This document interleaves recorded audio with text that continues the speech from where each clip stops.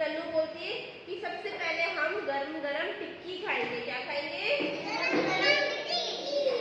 तो ताऊ जी सबके लिए टिक्की लेकर आते और जैसे ही तन्नू ने टिक्की खाई और वो जोर से चिल्लाने लगी, अरे बाबू ये तो बहुत तीखी है, बहुत मिर्ची है इसमें। तो फिर क्या होता है, ताई जी जाती है और उनके लिए तरबूज का जूस लेकर आती है। किसका लेकर आती है?